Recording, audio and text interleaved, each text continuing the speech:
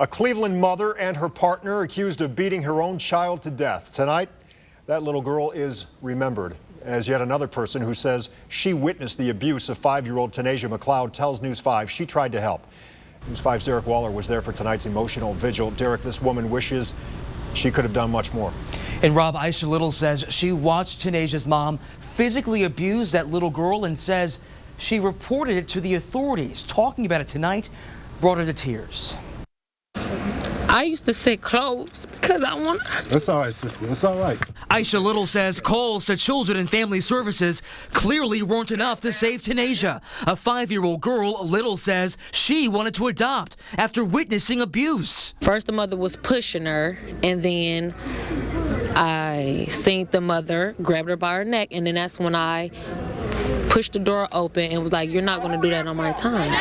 Tonight, neighbors and family members gathered outside the Bryant Avenue home where investigators say the beating took place. She's everyone's daughter. She's my daughter. Tanasia's mother, Tequila Crump, and this woman, Ursula Owens, were charged with felonious assault after Tanasia's 15-year-old brother, Rayvon, walked in March 17th to find her unconscious. Court records indicated serious physical harm. Rayvon spoke with News 5 on Wednesday. I tried to do everything. I did CPR. I kept feeling her heart. Kept saying call 911. Tonight he told neighbors he knows his sister is smiling down from heaven. Y'all know that Tanasia said thank you because, you know, the sun out and it's bright. Balloons and candles will leave a temporary mark. They don't want you in their homes. But Marie Hill hopes the tragedy will force a permanent bond with her neighbors. People are afraid to get involved because they get slapped down by legal and everything else. You're right. It needs to change.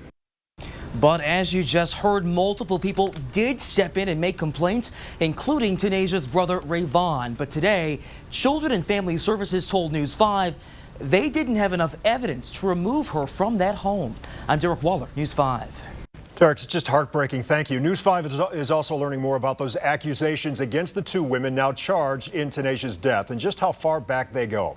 As we've said, Rayvon Owens told us he saw the 5-year-old being beaten to death by her mother, Tequila Crump, and his mother, Ursula Owens, last week. But now we've learned he first reported that abuse back in October.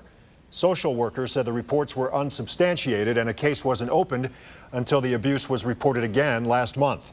Children and Family Services says social workers went out to the home 8 times in the last 5 weeks but did not have enough evidence to have the girl removed from her home at the time of her death.